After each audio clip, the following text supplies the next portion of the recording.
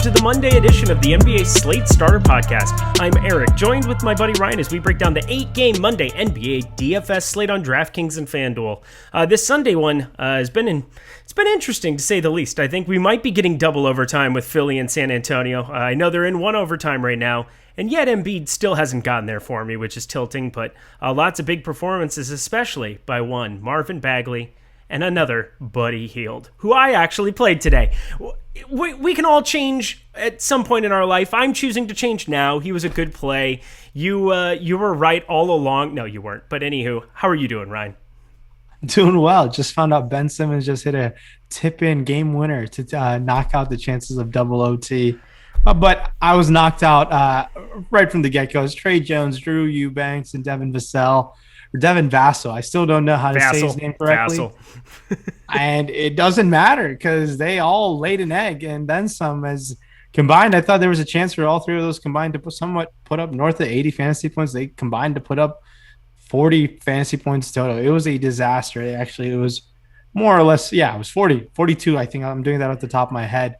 Really disappointing performance. I think the process was there. Obviously, the results didn't pan out for me. The results of depending upon a Greg Popovich starting lineup and just plug and playing them as if they're going to get unlimited minutes. Who'd have thunk that would have gone wrong?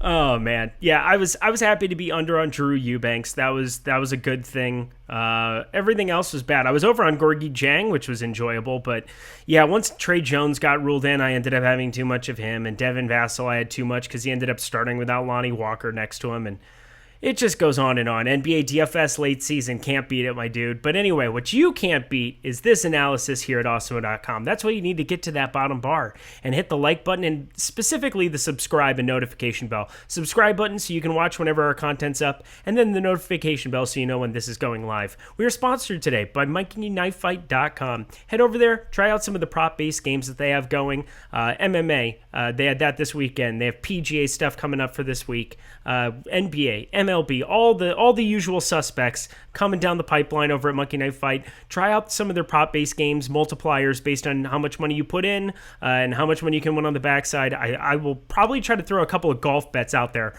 later on in the week for Monkey Knife Fight over on the Twitter sphere at Eric Lindquist. But either how, you ready to get started, my dude? Let's ride. Alrighty. So it's an 8-gamer. It's nice. It's like a really nice 8-gamer, very cleanly broken up. In terms of every start time, it's very staggered. We start at 7 o'clock, and you've got games. You've got 2 games at 7 o'clock, one at 7:30, one at 8, one at 2 at 9, and then 2 at 10. So it's a really nice late swap, hopefully, opportunity for us. But Russell Westbrook sitting at the top end, I mean, I could have this argument all day, but 11K Russell Westbrook is underpriced. It is what it is. If you can get value on a slate, if you can get enough value, 11K Russell Westbrook is underpriced. Now, I'm not saying you have to jam them all in every single slate, even though that's what I've been doing for the most part, and it's been very, very nice, but I mean, he should be 12K, 12.5. We had some James Harden prices like that in Houston back in the day, and it's one of those things where against Indiana, who they are playing way up in pace, having Sabonis on the other side, but Washington looking really good. Russell Westbrook, pretty tough to beat. Also pretty tough to beat is 10-8 Steph Curry up against New Orleans, who we always love to pick on. Bad defensive team, believe second or third right now in defensive efficiency, worst defensive efficiency, that is. That'll be another super fast-paced game. Both of those really set up as nice spots for Russell and Steph specifically. And then LeBron James, who ended up playing tonight, I'm sure we'll get that red Q tag next to him by the end of the night or something. But going up against Denver, we'll see maybe one of him and Anthony Davis. Maybe one of them will rest. But considering they need to keep winning games to avoid the 5-6 hole, that's probably something that they should be playing those studs as much as they can. Talk to me about the top end of point guard. Yeah, top end of point guard, Russ Westbrook, obviously has been on a goddamn tear. Just 2 games over the last, I don't know when. He's aggressive. He's been that good. I'm trying to bring that Russ tenacity for his play tomorrow. 11K on DraftKings, 11-2 on FanDuel. Gotta love it, obviously, because he has that in the bag to be the highest scoring player on the slate, and it's really important to being able to have that guy in your lineup to win it all. So, but if you want to pivot to a guy like Steph Curry against the Pelicans, I won't fault you on FanDuel where you save $1,500. That can work out for you. 9,700, 10-8 on DraftKings, where you do get that 3-point bonus. LeBron James 10-2 in a matchup versus Denver. Some playoff seeding is in play over there. So we'll see what ends up happening tonight with LeBron, what the coaching staff and training staff has to say on a back-to-back for LeBron coming back from an ankle injury. Dame Lillard, Trae Young, 8-9, 9-4 on FanDuel and DraftKings, respectively. In a matchup versus against each other, I like going to Dame as long as he's under 9K on FanDuel. I think he is definitely underpriced. 9-2, Trae Young, 9-2 Dame Lillard, a solid price point. 9-4 Trae Young against this Portland team, definitely not out of play. A lot of solid studs up top over there. Really tough to avoid trying to go find a way to get a couple of that, paying up for a couple of those guys. Now in the mid tier, if you want to spend down, man, I keep playing Ben Simmons over and over again. He got overtime, only took 5 shot attempts, only got 20 fantasy points. Is Ben Simmons broken? I hope not, because I'm still going to be over the field on him on both sides again tomorrow, 7,600, 7,200. But Jordan Clarkson, still no Donovan Mitchell, Mike Conley, has been disappointing in the run without them. There's going to be a good game somewhere, hopefully. Maybe it happens tomorrow against the Spurs, a team on a back-to-back. But there's a flurry of spend-down options in the Detroit guards. Frank Jackson, who was sensational the other night. Killian Hayes, who was pretty solid. They're both under 5K. Jackson comes in at 4.2, Hayes 4.4 on FanDuel. RJ Hampton, one of the guys who I think is very talented, found his way to 30 minutes in a Memphis win. I really hope they continue to give him more minutes going forward. He's 4K. A lot of spend down options, honestly, on this situation. Dennis Schroeder's and health and safety protocols. Alex Caruso is the min. So keep that in mind. 3,700 on FanDuel, 3K on DraftKings.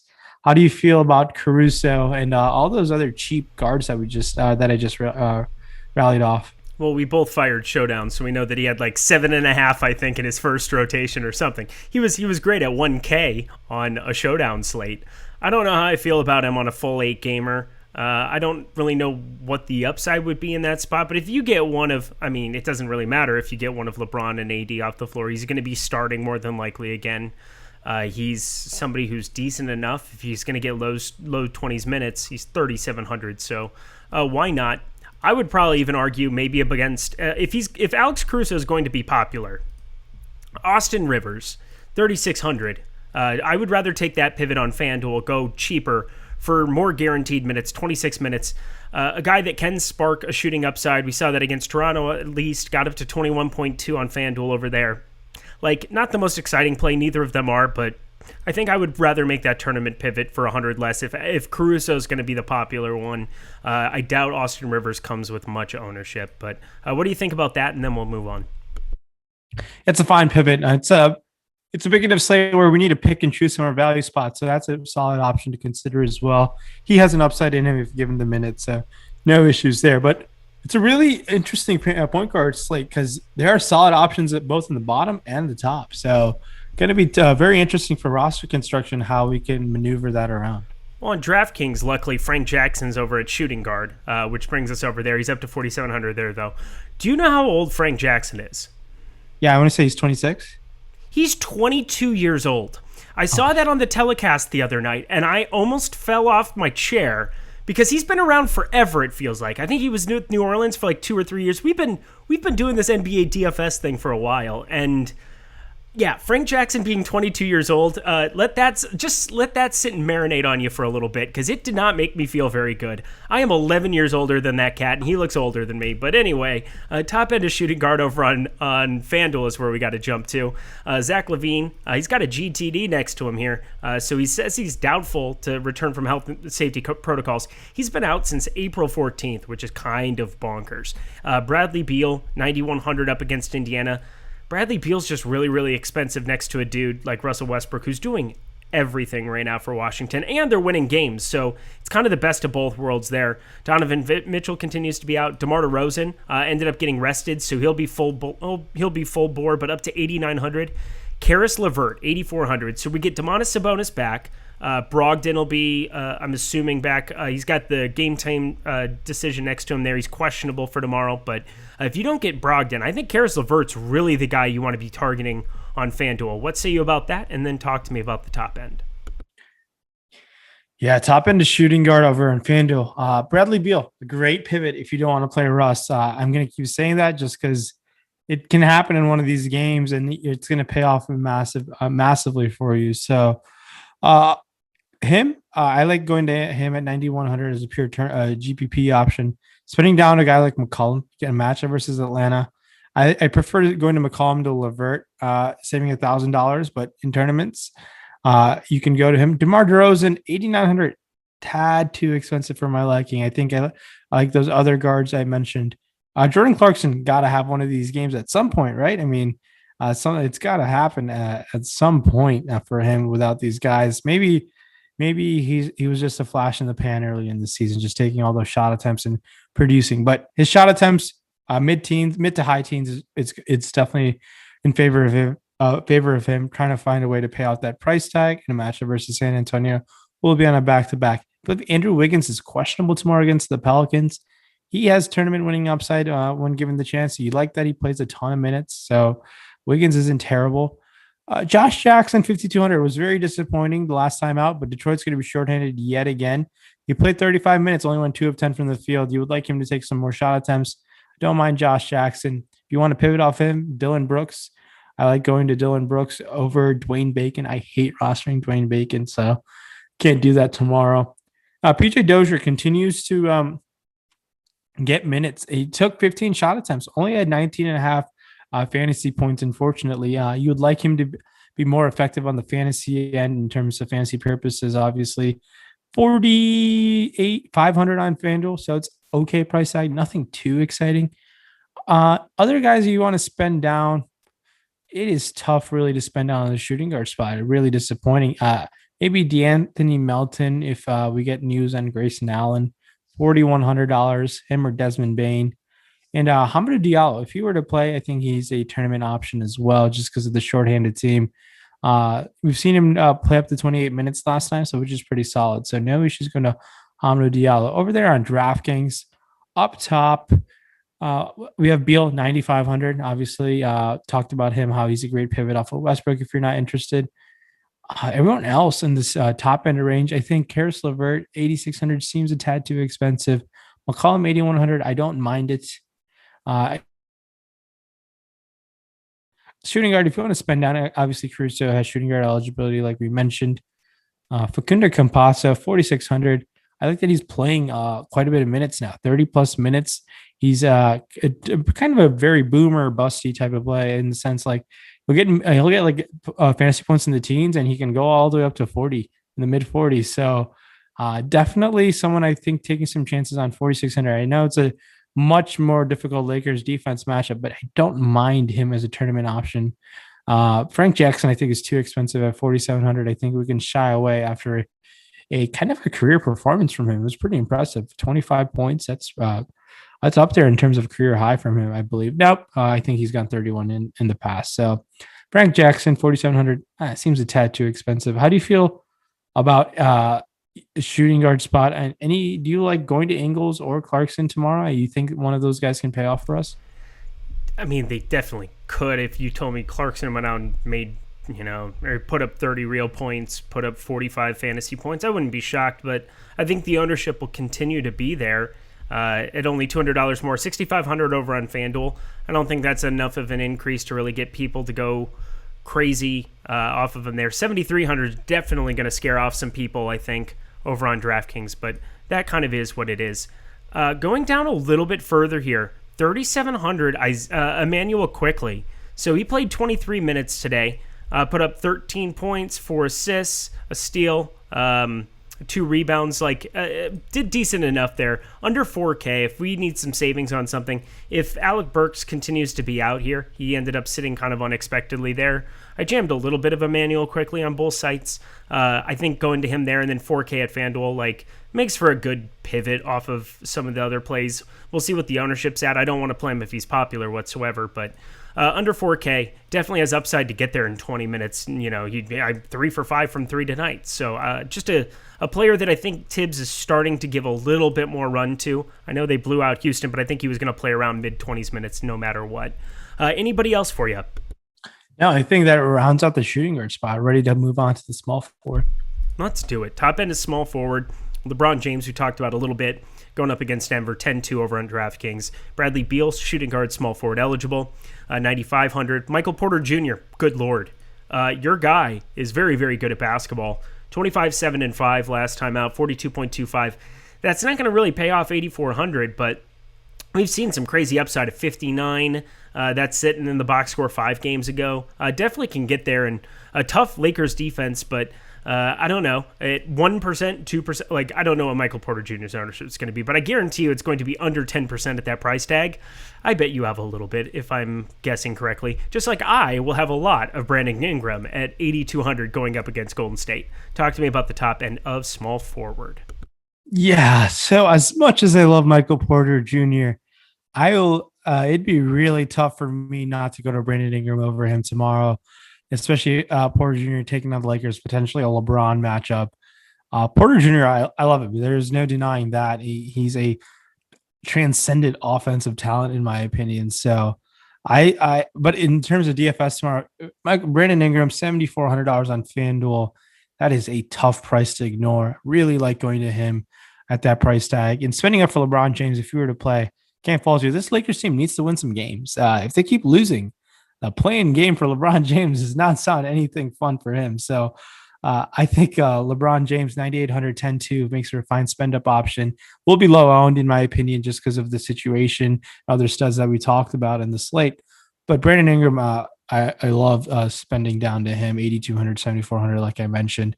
Other guys in the small forward spot, DeRozan, I think is a $8,300 on DraftKings, solid option. I feel very confident that he's going to play tomorrow as he rested today. Spending down, really tough to have interest in any of these guys. Like a tremendous interest in back-to-back for Philadelphia. They'll be taking a Chicago matchup if Embiid or Simmons or someone is not playing. Both of them are out, or one of them are out. Tobias Harris, $6,900 small forward. Don't mind that whatsoever. I think that's a pretty solid option. All over there on FanDuel, I think Hachimura and Joe Ingles stand out as a great spend down options. Hachimura, $3,900. I think that's a pretty solid option where he's playing around 30 minutes and taking a decent amount of shots as well. So at $3,900, you can do a lot for your FanDuel lineups. Ingles and Sadiq Bey are also not the craziest plays. I think Ingles, I would prefer going to Ingles than Bey. That's really about it. I think Kent Bazemore, if obviously Kelly Oubre is going to be gone for some time, I think with a wrist injury. I'm not sure if it was a fracture, but it was some sort of significant wrist injury. So Kent Bazemore at that DraftKings price tag of 5,200, he's playing 30 plus minutes and producing pretty effectively in terms of fantasy wise. So I don't mind Kent Bazemore.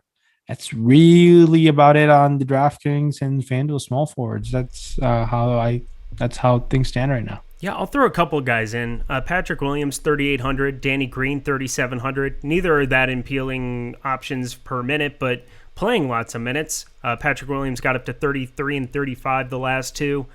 Danny Green played 34 today in that that single overtime game. So you could just say 29-30. If you get somebody resting from Philadelphia, as you said, that would help his profile. As long as he's not one of them, then I wouldn't play him if he is resting. Bad idea. That's some breaking news for you, but that's about all I got here too. You ready to move along? Let's do it. All right, top of power forward, Julius Randle, 9,700. Just been spectacular of late. 48.4 today, not so great, but still decent enough. That's not going to kill you by any means. Anthony Davis, 9,600. If you get LeBron sitting, or maybe he'll sit, I really don't know what to make of LA. We won't know until we wake up tomorrow morning, but I'm assuming they're going to be having some kind of a Q mark next to their name. 9,600 against Denver, definitely like that. Domantas Sabonis, 9,500 up against Washington. Just came back, little 29-minute, 26, 19, and 14. Is that any good? How about a triple-double in the first half? Does that interest you? If I told you Domantas Sabonis was going to have a triple-double in the first half, would you roster him tomorrow? Yeah, I'll take the floor of a triple-double any day. Yeah, definitely. Done. Yeah. So talk to me about the top end of power forward. Yeah, top end of power forward. Zion Williamson, $9,000. What happened? He's meaning to get it back up into five figures yet again. Both sites. He's 10K on BK. He's already there for us, but 9K on FanDuel.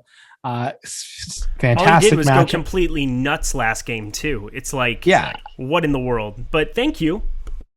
I'm gonna go to him, and we just got some word from Adrian Wojnarowski saying Nerlens Noel will be reevaluated Monday. Very unlikely he's going to play tomorrow as he's coming off an ankle injury. So we'll get some Julius Randle at the 5 and teaser. It might be Taj Gibson's chalk day tomorrow. Oh, God, no. I did. Oh, God. Anything but. Go ahead.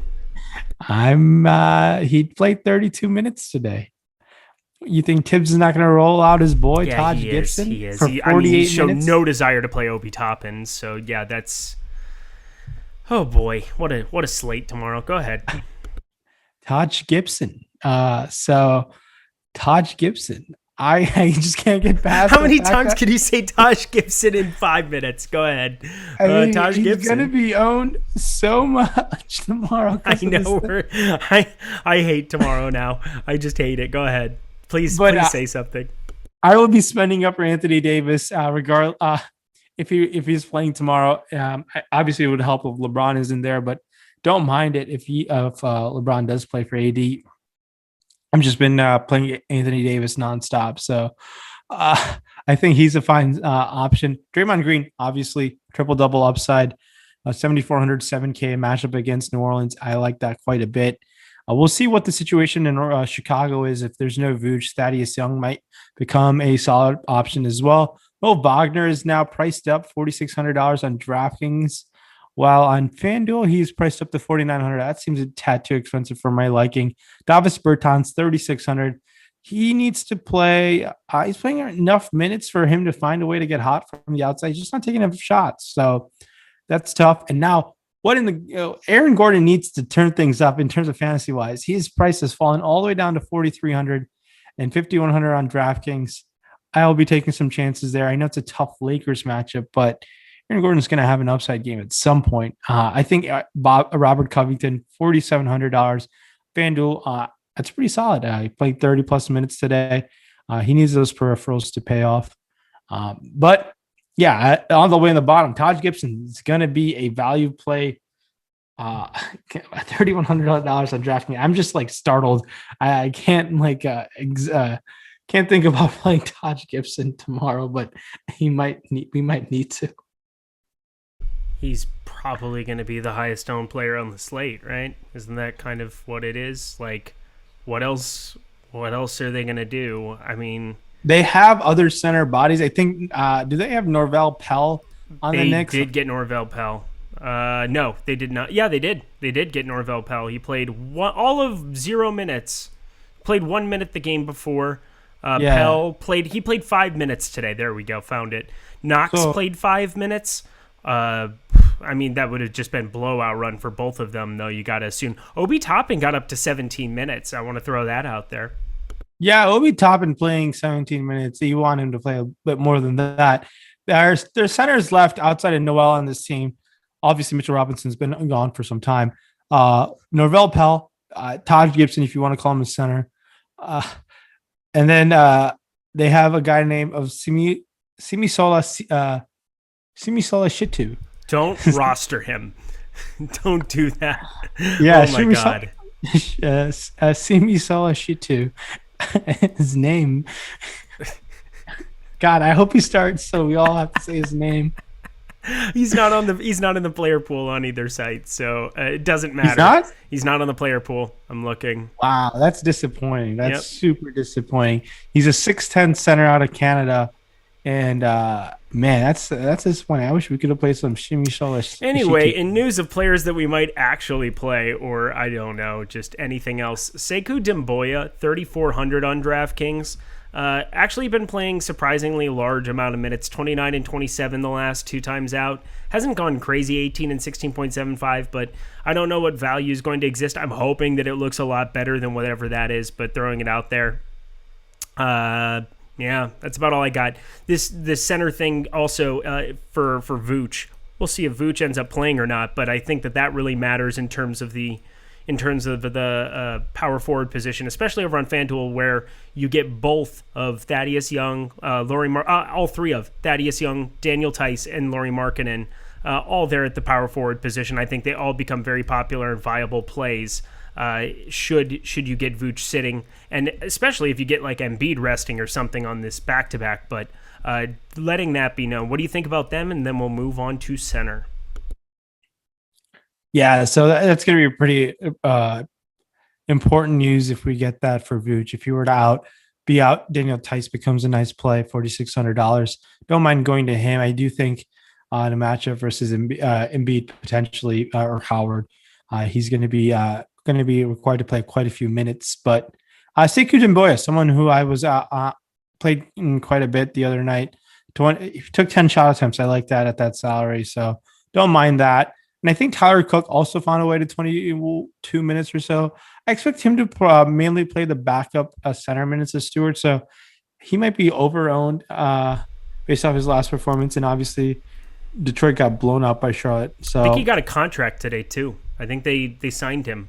So I think there is some security there as well. Don't quote me on that. It's not in any of the press clipping thing on DraftKings or FanDuel as I was clicking on them, because normally it'll say something like, oh, he got signed to this contract. I'm pretty sure, though, he got a contract. So if you want to check that out, maybe I'll take a look at it while I'm talking about center. But let's round this puppy out. Nikola Jokic on the top end on DraftKings, 10,900.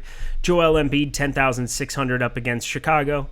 We talked about him being in that overtime game tonight. Still disappointed me, which is just gross in a game they should have never been close in probably anyway. But Julius Randle, 10,300 for such a big price tag going up against Memphis. Kind of priced out of the slate a little bit, even though we have seen 2 60 plus. Actually, no, we've seen 3 65 plus games in his last 7. So actually not priced out of the slate, but it's just so weird to see 10-3 there. And then Zion Williamson there at 10K and Nikola Vucevic, 9,900 over there on DraftKings. That's a big number. I don't know if I'd necessarily be going there, but he did shoot it 27 times there on April 30th. Nobody else there. No Zach LaVine. It would be his offense, so maybe 9,900 I should reevaluate. But against Embiid, never my favorite thing to do. Talk to me about the top end of center. Yeah, top end of center, Nikola Jokic. How can we not love it? I know Russ is on this slate, but Nikola Jokic has done this the whole year. So 10-9, tough Lakers matchup. So we'll see how he ends up coming in ownership-wise. Tough not to have some amount of interest in Jokic. If you want to pivot to Embiid against Chicago, can't fault you there. 9,600, sub 10K Embiid on FanDuel. So that's pretty exciting. And 10-6 on DraftKings. Definitely in play for me. Vooch, 9K. I think it's pretty solid if he were to play. I think he makes for an interesting play. But if you want to spend all the way down to a guy like Rudy Gobert versus San Antonio, I think Gobert is due in terms of having a solid fantasy game. We haven't seen him go north of 40 points since April 21st. That was a matchup against Houston. He did that in 26 minutes. So now a matchup against the Spurs. Rudy Gobert, I feel pretty confident his floor being high 30s tomorrow. And obviously an upside of much greater as the team still plays shorthanded. We'll see what happens in the Portland situation. Nurkic will be on a back-to-back. Maybe Enes Kanter will open up some potential value, $4,700 on FanDuel. If kind of rooting for Nurkic to set on the back-to-back so we can play some Enes Kanter versus Clint Capella.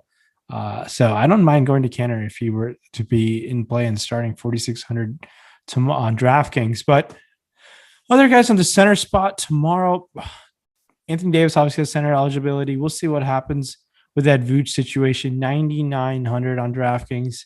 Don't mind it if he's gonna start, if we see no minutes restriction. But really want to spend up for Jokic and Embiid when they're on the slate. How do you feel about someone who has been playing pretty well when he's on the court in terms of fantasy wise? That is in Mo Bamba. I believe $5,100 on DraftKings, kind of too expensive for me, especially when we're rostering one on FanDuel at $5,600.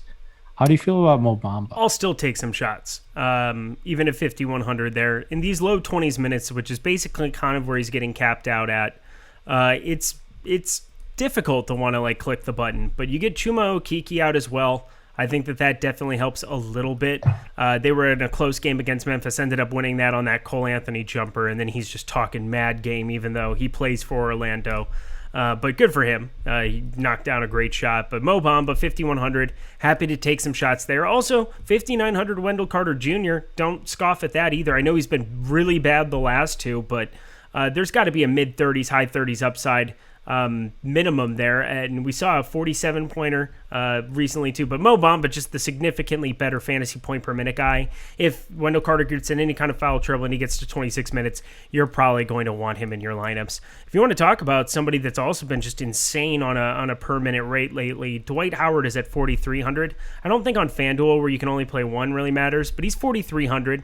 Embiid, we'll see if he ends up playing here or not. If he doesn't play, Dwight Howard will be the most popular player on the entire slate. But even so, it seems like he's getting to like 18, 20 minutes, and he's just been exploding the last couple games in this limited time. He's basically carved out that 17 to 20-minute role. Again, there's going to be better value that exists, but letting it be known that he exists. Jackson Hayes also, 3,600, where you're playing two centers on DraftKings. He's been playing some four. He's played a little bit alongside Willie Hernangomez as well, because he played 25 minutes there. Hernangomez got in foul trouble, and so maybe that helped a little bit. But Hernangomez has been kind of the plug-and-play popular guy there. He got up to 27 minutes there, but there was a little bit of overlap there, and we saw Jackson Hayes starting at the 4 alongside Adams a couple times as well.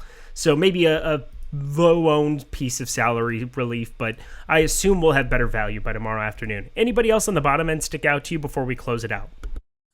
I think a solid option to Hernangomez in a matchup versus Golden State. I don't mind going to Hernangomez, 5,205K, so definitely a solid option to consider tomorrow. That's really about it. Center is going to be obviously always a tough decision point, especially on FanDuel where we roster one. DraftKings, we obviously have more flexibility, but it's going to be an interesting slate. A lot of handful of teams on a back-to-back: Lakers, San Antonio, the Knicks, Philly, Portland, and those are the teams on the back-to-back, I believe. So pay attention to some news heading obviously throughout the day, especially at this point of the season. A lot of seeding implications that are happening in the West Coast and even in the East. Obviously, some teams that are motivated to get in the play-in game like Chicago. Atlanta's fighting for some seeding. And we know what the situation for Golden State is in terms of making sure they're in the play-in game. The Knicks are fighting for the 4th seed. The Spurs are in the play-in game. Denver is been winning games and they're in the top 4, and the Lakers obviously want to find themselves there as well. So a lot of seeding implications, a lot of different motivation factors for these teams tomorrow. It's going to be a fun slate to navigate around, and thanks so much for yet again tuning into us, starting off your week on Slate Starter. It's crazy. The NBA season is winding down. We're in the home stretch of the regular season, so it's been quite the ride so far. He's Ryan. I'm Eric. We'll see you guys back here on Tuesday. Good luck, guys.